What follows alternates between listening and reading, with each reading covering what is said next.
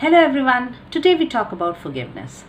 A few days back, we were talking about anger management, and one of the major keys towards anger management is learning the art of forgiveness. So, does this mean that all unlawful activities go unpunished because we have suddenly become all forgiving? Of course not. All the activities which intentionally or unintentionally, knowingly or unknowingly, willingly or unwillingly seek to harm a person or the society in general needs to be punished. And the people who have committed such acts, they need to be held responsible for it and they need to face the consequences for it. All of us, as members of the society, as a part of this world, we have the responsibility of realizing that whatever actions we commit can have consequences, and we should be ready to own up to those consequences. So then what does forgiveness mean? What are we forgiving over here?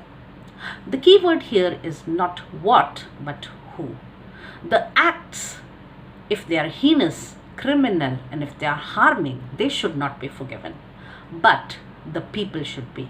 Once the people realize that whatever they did was wrong, once the people start to repent, once the people believe that they shouldn't have done that, then it is time for us to forgive those people. If someone asks you to carry a bag of garbage with you throughout the entire day, would you be willing to do it? Of course not. Who would like to live in that rotten smell? But isn't that what we do?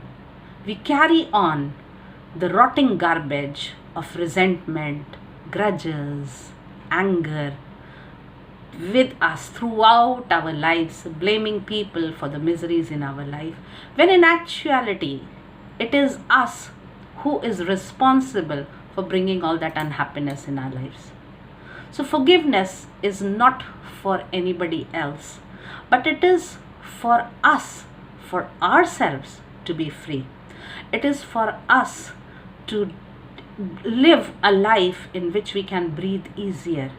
It is for us to move ahead. It is what stops us from having a pleasant life. It is what stops us from moving ahead. So, why is it that people find it so difficult to forgive others? Many a times we find that people say that we are unable to forgive a person because that person has trampled their self-respect or broken their trust. But if we look at it carefully, has that person really broken your trust or trampled on your self-respect? Or are you simply hiding it in the excuse of your ego? It is your ego which is not letting you forgive a person. Many a times we behave in a self-righteous manner, where we say that a certain person should have behaved in a certain manner because we think that is the right way to behave. And if they do not do so, then we tend to be unforgiving towards them. Then we tend to be resentful towards them. But doesn't everyone have the right to live their lives the way they want to, as long as it is not harming anybody? Do we have to define our lives based on what the society is going to think of us? How is our image going to be damaged?